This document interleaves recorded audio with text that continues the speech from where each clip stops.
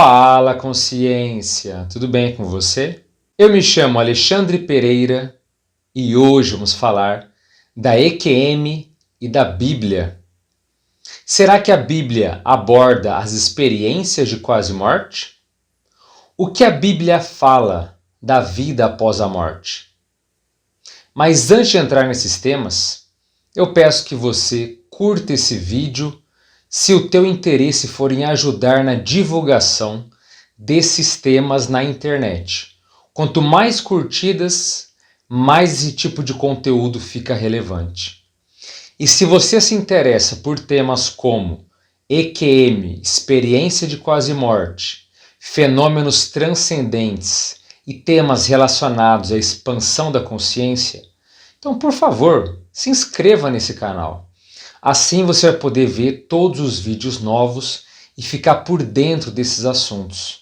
Então seja muito bem-vindo ao canal Dimensão Mental. Indo direto para o tema de hoje, eu já respondo a pergunta inicial. Não, a Bíblia não aborda sobre as experiências de quase morte. Então ela não fala do túnel de luz, nem da revisão da vida, nem da experiência fora do corpo, ou de todo o cabedal de acontecimentos que, em geral, englobam uma EQM clássica. Então, a experiência de quase morte não é abordada pela Bíblia. Entretanto, há algumas passagens que fazem menção direta ao fenômeno da experiência fora do corpo, que tem diversos nomes, até porque é um fenômeno muito antigo. Desde que o homem é homem, sempre há pequenos relatos, pequenas menções dessa experiência fora do corpo. E a experiência fora do corpo, então, é chamada de projeção consciente, viagem astral, desdobramento, projeção astral e assim por diante. Só que nenhum desses termos é utilizado na Bíblia. A Bíblia tem outras palavras, outras terminologias que mostram que é uma experiência fora do corpo. Então, por exemplo, na Bíblia ela é chamada de arrebatamento, visão noturna, visão de Deus e até mesmo é tratado como sonho. Mas é claro que se trata, na verdade, de experiências fora do corpo e não apenas sonhos comuns. É fundamental dizer o seguinte: a Bíblia, por ser muito antiga, já passou por diversas traduções, adequações e mesmo manipulações com o passar do tempo e da história. Isso é inegável, tanto que muitos assuntos são ocultados, são distorcidos e até certo ponto mascarados se não for o interesse vigente da época. E isso também acontece nos poucos relatos que mostram algum tipo de experiência fora do corpo. E para mostrar como essas adulterações acontecem de forma real, eu vou ler para vocês aqui a mesma passagem em duas Bíblias diferentes. Uma Bíblia católica e outra Bíblia evangélica, para mostrar como a mensagem pode ser alterada. E a passagem que eu vou ler é Atos, capítulo 22, versículo 17. E está da seguinte forma: E aconteceu que, tornando eu para Jerusalém, quando orava no templo, fui arrebatado para fora de mim. Uma clara menção dessa experiência fora do corpo. E veja a mesma passagem em outra Bíblia. E aconteceu que, tornando eu para Jerusalém, quando orava no templo, sobreveio um êxtase. Então olha só a diferença de tradução, a diferença de interpretação. Não se fala do arrebatamento, não se fala do sair para fora de si mesmo. Então há uma mudança aqui porque esse tema não interessa. Então passagens assim é preciso dizer que está por todas as partes tem esse tipo de ocorrência. Agora eu vou ler para vocês outras partes da Bíblia que fazem menção direta às experiências fora do corpo. Em Coríntios, Paulo de Tarso diz o seguinte: Conheço um homem em Cristo que, há 14 anos, foi arrebatado até o terceiro céu. Se no corpo ou fora do corpo, não sei. Deus o sabe. Foi arrebatado até o paraíso e ouviu palavras inefáveis, as quais não é ilícito ao homem referir. Uma menção totalmente direta. Agora vamos para Ezequiel. Aliás, Ezequiel tem muitas passagens, inclusive de fenômenos parapsíquicos também. Em relação à experiência fora do corpo, ele coloca: o Senhor me levou em espírito e me pôs no meio de um vale que estava cheio de ossos. Agora uma passagem em Apocalipse. Achei-me em espírito no dia do Senhor e ouvi por trás de mim grande voz como de trombeta. Existem referências até mesmo no Antigo Testamento, como por exemplo essa passagem que diz: com minha alma te desejei de noite, e com meu espírito que está dentro de mim, madrugarei a buscar-te. Existem também outras passagens menores que fazem esse tipo de referência. Mas se você perguntar para um pastor, para um padre, para um líder religioso, se ele aceita as experiências fora do corpo, eles vão dizer que não. Que esse tipo de coisa não existe. Se bobear, podem até falar que é algo do capeta, que é algo do demônio, que não é algo saudável. Mas esses relatos, eles fazem sim parte do cabedal de conhecimentos que está na Bíblia. Entretanto, não é uma verdade vigente. Ela não é aceita de forma comum entre aquelas linhas religiosas que adotam a Bíblia enquanto o seu livro sagrado. Até porque existe uma história muito grave e severa de perseguição às pessoas que tinham algum tipo de fenômeno parapsíquico, ou seja, fenômenos paranormais, extrasensoriais, mediúnicos, do sexto sentido, enfim, o termo que você preferir usar. A Bíblia é muito clara em não apenas condenar, mas também em perseguir indivíduos que têm esse tipo de ocorrência. Então não é apenas um processo de não aceitação, é um processo de combate às pessoas que manifestem algum tipo de ocorrência nesse sentido. Então alguém que lá no passado, que teve alguma EQM, que teve alguma experiência de quase morte, pode ter certeza que ela não era acolhido no seio da igreja, no seio da religião.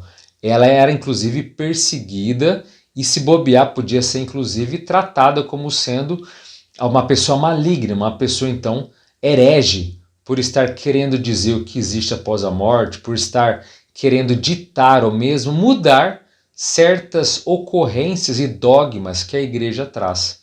Então essa experiência nunca foi muito bem vista, muito pelo contrário. Inclusive, eu vou ler também algumas passagens onde a Bíblia expressa toda a raiva ou toda a fúria em relação às pessoas que manifestam algum tipo desses fenômenos. Como, por exemplo, em Êxodo, capítulo 22, versículo 18. As feiticeiras e os magos devem ser sumariamente executados. E quando se fala em feiticeiras e magos, não tem em mente como é tratado, por exemplo, nos desenhos animados ou nas séries de um modo geral. Não são magos que têm um chapéu longo ou feiticeiras que têm um caldeirão para fazer suas poções ou nada disso.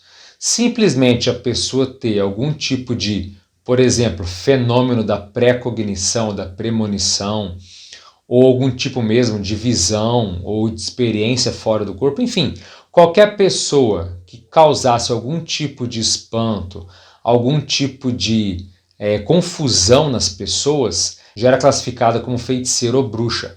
Quantas mulheres que, por fazerem, por exemplo, ervas medicinais, não foram condenadas à morte e assim por diante. Então era muito fácil você ser rotulado como um bruxo ou como uma feiticeira.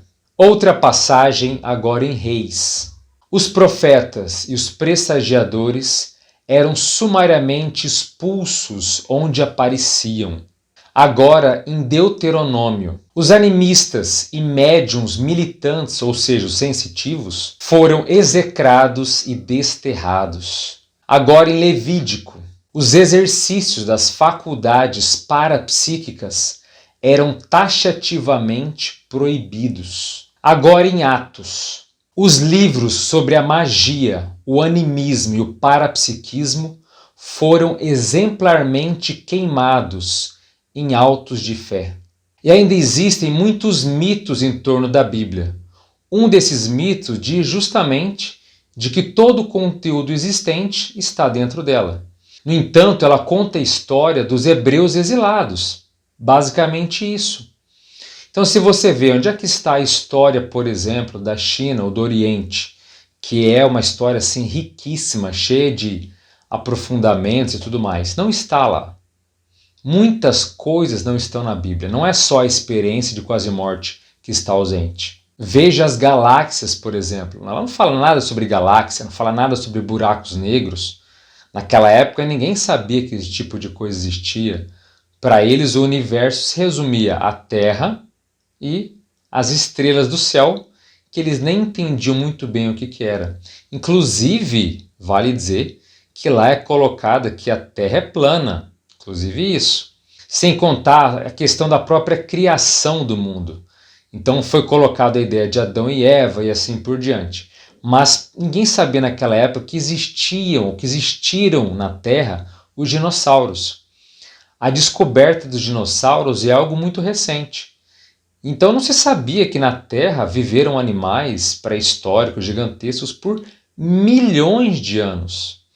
Por isso que muitas pessoas ainda defendem a ideia que a própria Bíblia coloca de que o nosso planeta, de que o nosso mundo tem cerca de 15 mil anos, um pouco mais, um pouco menos do que isso, só isso.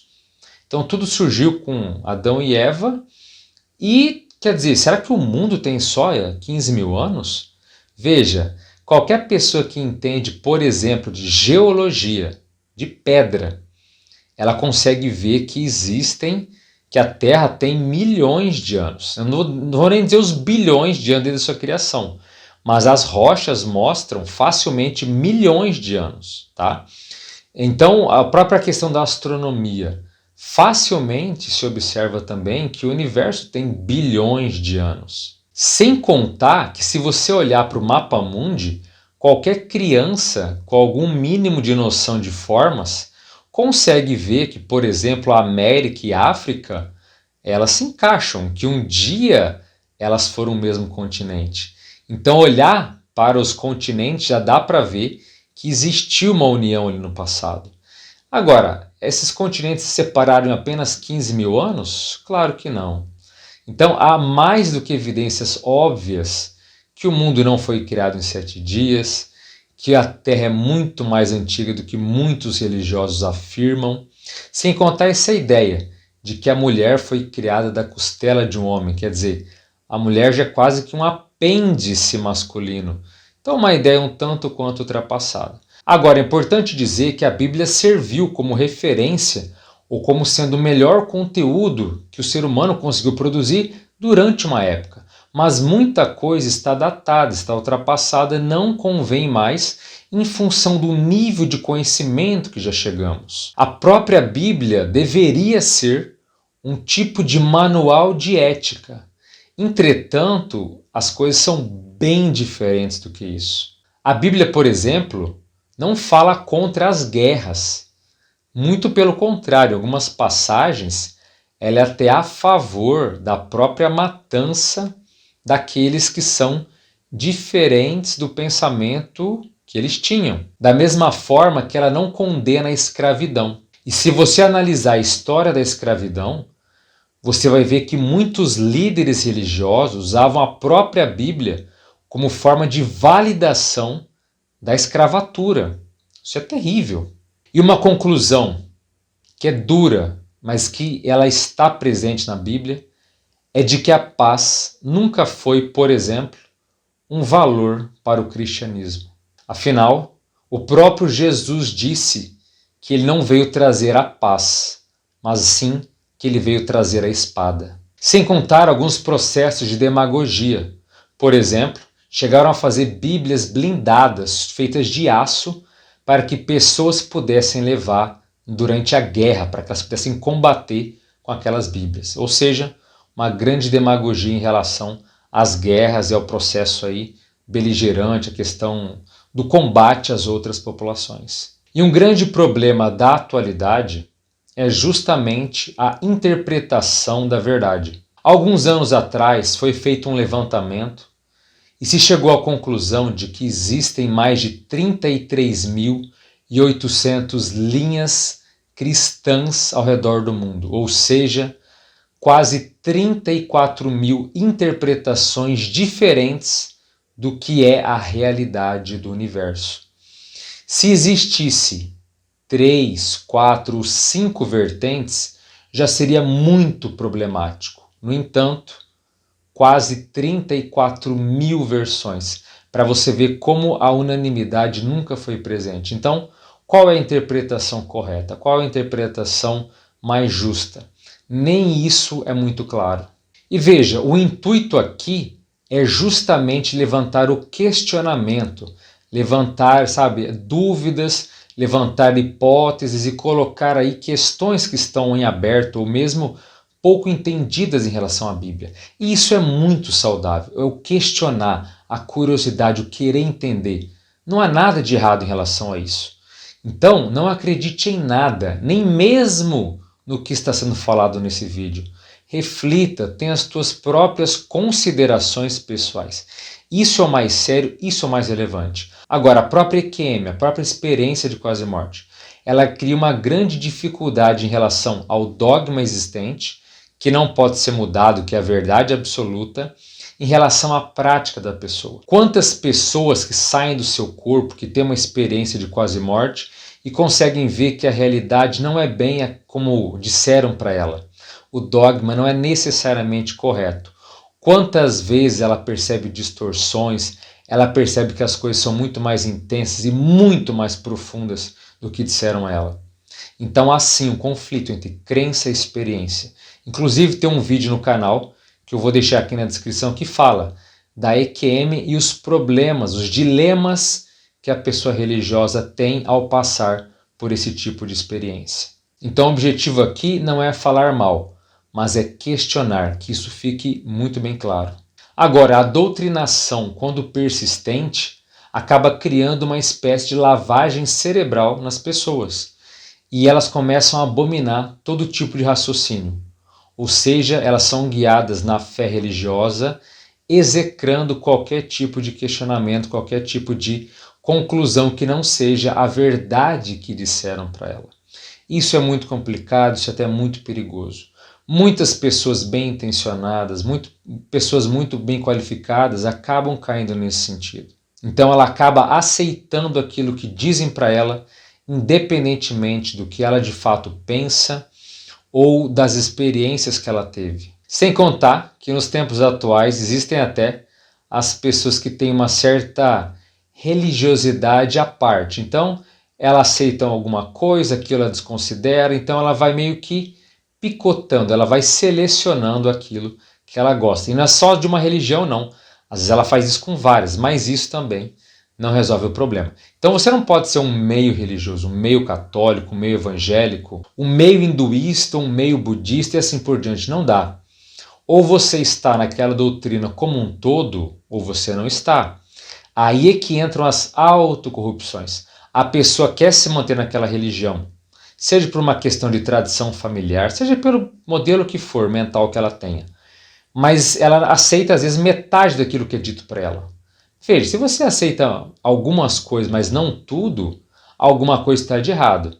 Não quer dizer que esteja errado com a religião, mas esteja errado com você. Você está deslocado e não quer admitir.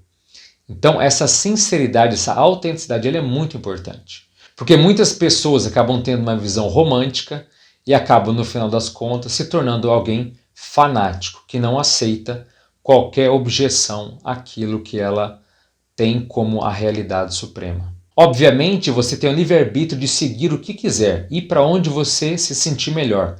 E tá tudo bem, tá tudo certo. Se você quer escolher alguém para pensar por você, para ser o teu pastor, para ser o teu guia, é a tua opção. Claro que se entende que, como boa parte das pessoas tem dificuldade de interpretação de textos comuns, dá para entender porque que alguns delegam ou terceirizam essa responsabilidade. Então, me falaram que isso é verdade, então eu não quero pensar, eu não vou refletir se isso tem coerência ou não, se tem lógica ou não. Se eu deleguei para alguém essa tarefa, então essa pessoa que é responsável. Cuidado, esse tipo de coisa é um artifício, uma artimanha muito perigosa. E após a morte pode custar bem caro. Em geral, as pessoas que passam aí por experiências de quase morte, ou mesmo experiências fora do corpo, tanto espontâneas como autoinduzidas, acabam tendo uma visão mais, vamos dizer assim, universalista da vida, da realidade, do cosmos e das relações como um todo. Em geral, a maioria acaba optando por não ter uma religião fixa por ver que nenhuma religião condiz com aquilo que ela observou. Isso é um ponto importante de se dizer. A própria ideia de ecumenismo, na verdade, é cada um puxando a brasa para sua sardinha, o que também não resolve muito essa questão. Agora, e qual é a linha que tem mais a ver com a experiência de quase morte? Está na religião? Está na ciência? Está no materialismo? Está no agnosticismo? Onde é que está? Um ponto que eu recomendo por ver que tem mais relação direta com a realidade visualizada na vida após a morte é justamente o estudo da consciência ou a conscienciologia. Ela tem alguns termos técnicos, mas ela é embasada na prática. Muito da visão conceitual de termos e de abrangência de conteúdo é justamente a partir dessas experiências fora do corpo. É isso que embasa, é isso que traduz todo o cabedal de conteúdos feito. Mas, volto a dizer, não acredite em nada, pesquise por você, questione, experimente, corra atrás e veja qual linha você se sente então mais entrosado e pronto para se desenvolver nesse momento. E se no futuro tiver que mudar, que mude. O que não dá é para ficar desconfortável no local onde você se sente então perdido e deslocado. Essa insatisfação é gritante e jamais deve ser ignorada. Nunca menospreze a insatisfação pessoal. E se você tem interesse nesses temas, tanto da Bíblia quanto assuntos dessa natureza, eu indico fortemente que você leia o livro Onde a Religião Termina, de Marcelo da Luz. Tem um link aqui na descrição para que você tenha maiores informações sobre essa obra. Repito, ela é fundamental e traz uma série de observações de uma pessoa que já foi um padre, um sacerdote por muito tempo. Então fica aí essa importante sugestão de leitura, Onde a Religião Termina. Concluindo, a Bíblia não fala de experiências de quase morte, mas trata das experiências fora do corpo de modo raso e obscuro. E você? O que você acha desses assuntos? Como você vê os conteúdos colocados na Bíblia? Para você é uma verdade? Para você está tudo certo? Está tudo errado? Como que você enxerga todas essas questões? É muito importante você escrever nos comentários, porque assim cada um pode ver a visão do outro. Isso é muito legal, isso é muito importante. Bem, eu fico por aqui. Espero que esses conteúdos possam ter agregado alguma coisa para você, que você possa fazer seus questionamentos pessoais e que a gente possa então ter um entendimento cada vez maior e melhor da realidade que nos cerca. Sigamos rumo à nossa evolução. Um forte abraço a todos, as melhores energias para você e até a próxima.